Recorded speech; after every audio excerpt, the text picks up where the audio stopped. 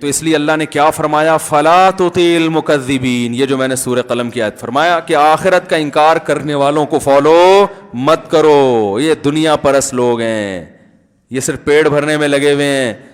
جو آخرت کو سامنے رکھ کے زندگی گزارتا ہے اس کو فالو کرو. اس کی زندگی دیکھو, اس کو تم خرچ کرنے والا پاؤ گے. اس کو کیا پاؤ گے؟ خرچ. وہ خرچ کر کے خوش ہوگا. اور جو آخرت جس کا ایمان نہیں ہے وہ لوگوں کی جیب سے نکال کے خوش ہوگا. جس کا آخرت پر ایمان ہے بوڑھے باپ کو گھر میں رکھ کے خوش ہوگا. کل میں ہمارے کوئٹہ کے ایک پٹھان دوست ہیں, میں نے ایک واقعہ سنایا تھا نا, 10 سال ہو گئے باپ قومے میں ہے, وہ اس کی خدمت کر رہے ہیں.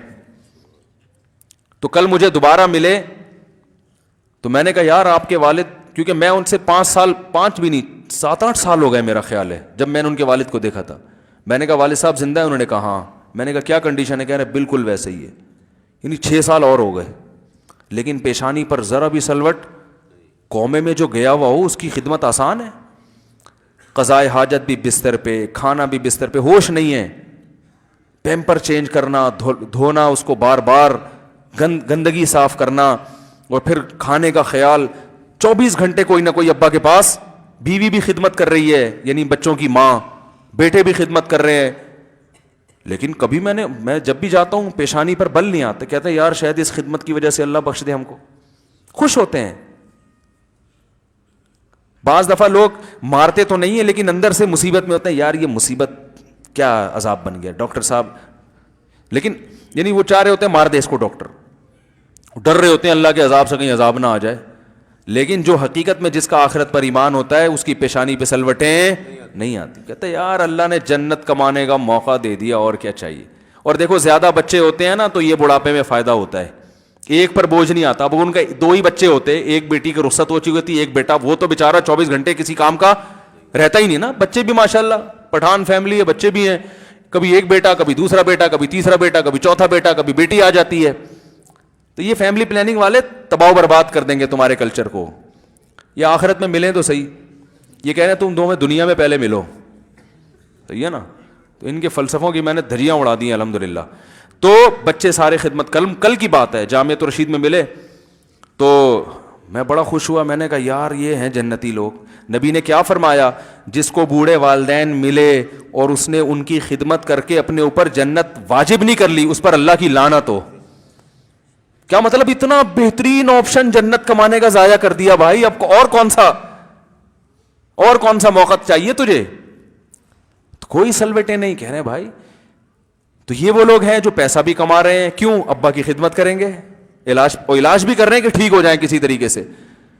بیوی بھی نہیں چھوڑتی. آج عورت چھوڑ کے چلی جاتی ہے, میاں کو تھوڑا سا کچھ آڑت رچا ہو گیا نا, ابھی لقوے کا پورا یقین نہیں ہے, ابھی فالج کا پورا یقین, تھوڑا سا آڑت رچا ہو, وہ وفائیں کرنے والی بیویاں بھی ختم. اسی طرح وفا کرنے والے میاں بھی مارکیٹ سے شارٹ. بھائی شادی سے پہلے اچھی طرح دیکھو, لیکن جب ہو گئی کوئی بیماری آ گئی, صبر کرو یار, خدمت کرو اس کی. میں نے اپنے محلے میں ایک بوڑھے بزرگ کو دیکھا, ابھی زندہ ہیں, اللہ ان کی عمر میں برکت دے. 20 سال بیوی کی خدمت کی بستر پہ انہوں نے. ان کی بیوی کو کوئی پیرالائز ہو گئی تھی. 20 سال بھی کم کہہ رہا ہوں کیونکہ ہم تو بچپن سے ہی سنتے آ رہے تھے کہ یہ آدمی اپنی بیوی کی خدمت کرتا ہے. پیرالائز ہو گئی تھی, 20-30 سال جو ہے نا بیوی کو کھلا رہے ہیں, اس کی قضائے حاجت اور یہ سب. بیٹیاں نہیں ہوں گی یا کوئی مسئلہ ہوگا, مجھے ابھی پوری طرح یاد نہیں ہے. لیکن کبھی ہم نے پیشانی پہ بل نہیں دیکھا. یار مفتی صاحب مصیبت میں پڑا, مجھے تو استخارے میں بھی نہ آیا تھا, پھر بھی ہم نے کر لی, اب کیا کریں, ایک عذاب میں پڑ گئے. یہ ہوتا ہے جب آخرت پر ایمان نہ ہو, تو یہ سٹائل ہوتا ہے. کیونکہ لائف کو انجوائے کرنا ہے نا. جب انجوائے کرنا ہے تو ہم تو شادی انجوائے کریں, یہ کیا ٹینشن, یہ کیا ٹینشن. یہ نہیں سوچتے کہ یار کل میری بیٹی کے ساتھ بھی تو ایسا ہو سکتا ہے. داماد اس کو پکڑا کے چلا جائے کہ یہ لو, تو بوڑھا باپ تو بیچارہ کیا کرے گا, وہ بیٹیاں پالے گا اس عمر میں, ہے بھائی. تو آخرت سامنے ہوتی ہے نا تو انسان بڑے خاندانی طریقے سے جیتا ہے, خوش ہوتا ہے, یار کوئی بات نہیں, میری قسمت, بیوی کو فالج ہو گیا, خدمت کروں گا بھائی. ایک آدمی کی شادی ہوئی, اس کو بس آخری بات کر رہا ہوں, بیوی پہ جن آتا تھا. میرے پاس آیا, یار میں نے تو, مجھے نہیں پتا تھا اس پہ جن آتا ہے, کہ تو جن آ رہا ہے. میں نے کہا لڑو,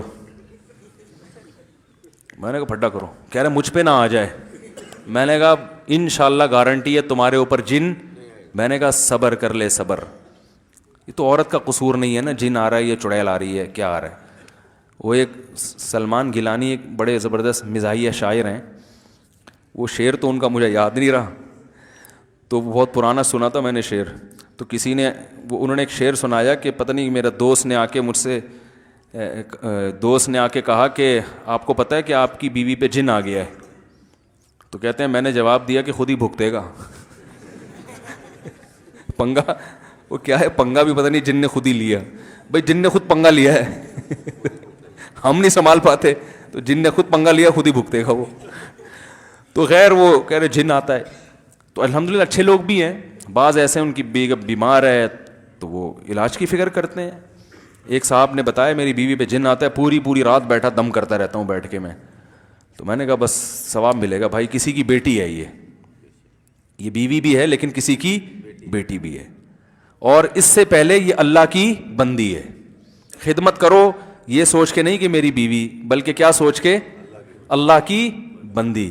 اور باپ اور ماں سے تو رشتہ, تو اللہ کے بندے بھی اور آپ کے باپ ہے بھائی, وہ تو آپ کی ماں ہے. تو جب آخرت پر ایمان ہوتا ہے تو خندہ پیشانی کے ساتھ. ٹھیک ہے انسان کو ٹینشن فطری ہوتی ہے, اس سے ثواب میں کمی نہیں ہوتی, وہ تو نیچر ہے نا, تنگ بھی آتا ہے پریشان بھی ہوتا ہے, وہ تو نیچر ہے. تو آخرت پر ایمان ہو تو بھائی سارے کام صحیح چلتے ہیں, نہیں ہے تو اللہ کی قسم ہر چیز میں الٹا چلے گا, سکون برباد کرے گا. اور اس لیے اللہ نے قرآن میں کہہ دیا اے نبی یہ آپ کو مجنون دیوانہ اور اس طرح کے تانے دے رہے ہیں, فلا تطع المکذبین, جو آخرت کا انکار کرے اس کے پیچھے نہیں چلنا, برباد کر دیں گے. یہ تو ہو گیا لبرل لوگوں کی زندگیاں, جا کے دیکھو گھروں کا سکون برباد ہے, اس لیے کہ یہ ان کو فالو کر رہے ہیں جو آخرت پر ایمان نہیں رکھتے. بھائی ان سے چیزیں لو, گاڑی خریدو, موبائل خریدو, وہ دنیا میں ماہر ہیں, لائف سٹائل ان سے مت لو. اللہ تعالیٰ عمل کی توفیق عطا